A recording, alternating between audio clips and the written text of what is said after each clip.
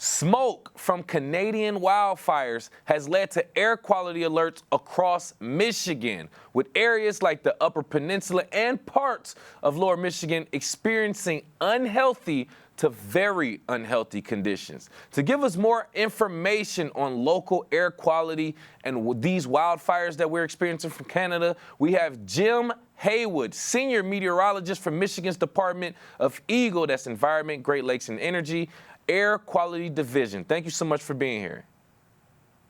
My pleasure.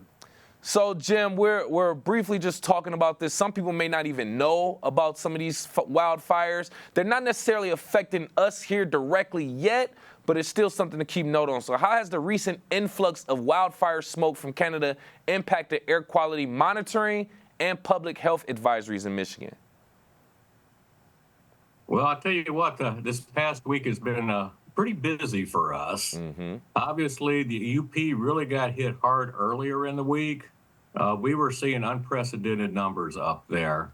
To give you an idea of what they were seeing, what we consider to be good, and the units that we use is called a microgram per cubic meter. And we consider the good range to be 0 to 9 micrograms per cubic meter.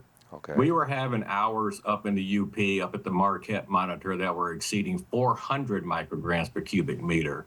We were getting messages from the people in our district office up there that they literally could not see across the street. And we asked them how that compared to all the smoke that we saw back in 2023, and they said it was worse. Now, what that has been doing, that has been slowly, very slowly sliding to the south. And originally, we thought it was going to be confined to basically the northern half of the Lower Peninsula. But as we got up this morning, we saw that it had slid even further south, and we were seeing unhealthy readings, pretty much the I-96 corridor there from Grand Rapids to Lansing over into the Detroit area. And we anticipate that it's going to be pretty much kind of gunky like that the rest of the day. And we updated our advisories for the entire Lower Peninsula that will run through today. And the lower half of the Lower Peninsula, we're going to have it running through noon tomorrow. So okay. Wow. It's not going anywhere fast. The culprit on this is we have a cold front that is stalled down on the border, and that has a tendency to draw that upper air smoke down to the surface. Okay. And it is just dragging its feet getting out of here. And so that's why we are getting the smoke and continuing to get the smoke. Oh, wow. A lot of moving pieces here, Jim, and we're glad to have you on your team on top of it. It seems like it's extremely dangerous air for our UP residents as well, but we're hoping that everything gets, just resolved over time sooner than later. But with that being said, I just want to move on to just the generic topics of air quality in general. With that being said, maybe revisit the wildfire. But what strategies does your organization E.G.L.E employ to forecast air quality amidst the unpredictable nature of wildfire smoke? Well, you do have that right. It does tend to be very unpredictable. Correct. And so it's not one of these things we can do a forecast and then turn off the computer and go away. We pretty much have to monitor it every hour of every day when we are in a smoke episode like this. As far as strategies, what we do, again, we monitor it consistently. We have 3 meteorologists that work for E.G.L.E Air Quality Division, and I'm just one of them. We continually look at the computer forecast. Honestly, sometimes they're good. Probably more times they're not very accurate. Like I say, we really anticipated that the heavier smoke was going to stay north of us today. Right. It didn't do that, and the models weren't picking that up. So we followed that. Now, once we do see smoke as we are seeing today, we will go in and we will beef up our advisories, and if necessary, all the way up to an alert level, which is a little more into the unhealthy range. We contacted the National Weather Service. We have them put out hazardous air quality alerts on their title page.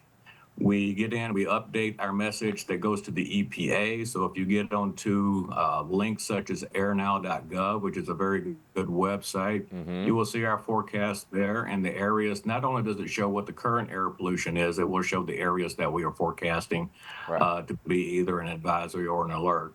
And also, so I always, and we've got a website there. It's not really a website, but it's called EnviroFlash. and you can subscribe to that. Okay. And whenever we do a forecast, especially when we get up into an advisory or an alert level, it'll send you a text message letting you know what the air quality is and what we anticipate it to be. Interesting. And okay, so there's so much more I want to dive into, and I know we don't have too much time, but there's some other things that I want to kind of get into as well. But with me right here live on the Splash, senior meteorologist for the Michigan Department of E.G.L.E, that's Environment, Great Lakes, and Environment Air Quality Division, we have Jim Haywood, just talking about the Canadian wildfires, air quality, how it's affecting us here in Michigan, and et cetera. Now, a few things before we continue, before we wrap up. In what ways does E.G.L.E collaborate with local communities to promote awareness and mitigation of air pollution? Well, in the lower half of the lower peninsula, typically our air quality issues deal with ozone. Okay. And we work very closely with SIMCOG, which is in the Detroit area, and also another group on the west side of the state that's called the West Michigan Clean Air Coalition. They are our public outreach. When we think we're going to have bad air quality in those areas, we reach out to them. And they do such thing as contact the Department of Transportation. You know, you may be driving down the road and you'll see one of those signs on the side of the road that say bad air quality day. They do all that for us, so that is very helpful. And then also, like I say, we contact the National Weather Service and they put alerts out as well.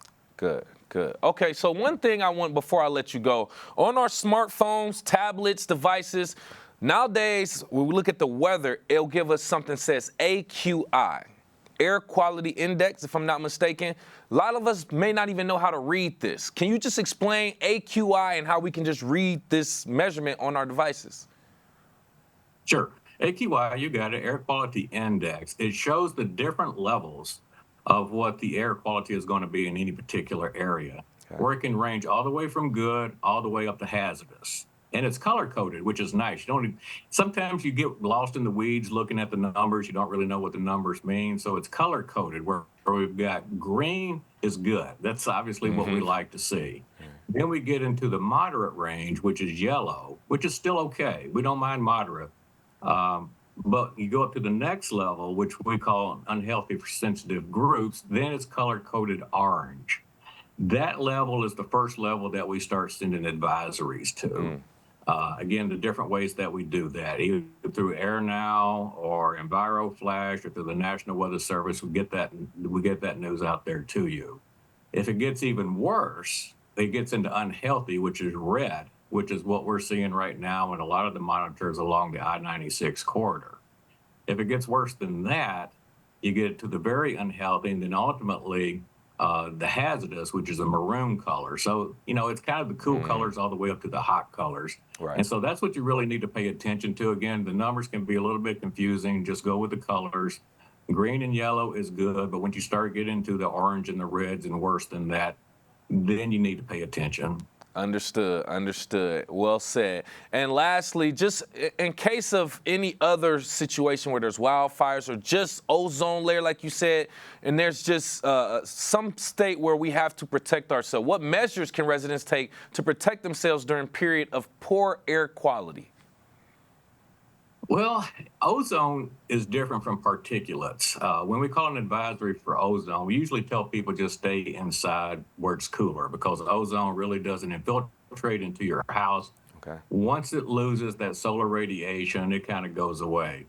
The particulates, the smoke that we're seeing, it's totally different. Your indoor air quality can be just as bad as your outdoor air quality if you're leaving your windows or your doors open. So we tell people on days like this where it's smoky, where we're calling an advisory or an alert, stay indoors.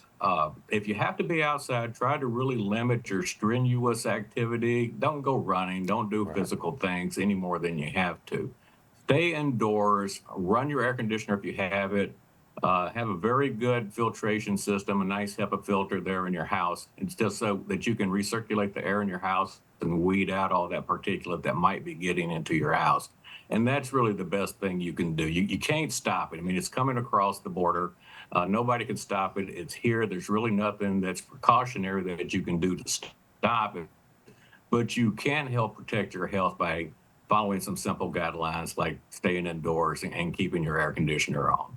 Well said. Simple enough for me, too. And we want to thank you so much for your time again. Once again, Senior Meteorologist for the Michigan Department of E.G.L.E, that's Environment, Great Lakes, and Energy Air Quality Division, Mr. Jim Haywood. We appreciate your time and information, sir.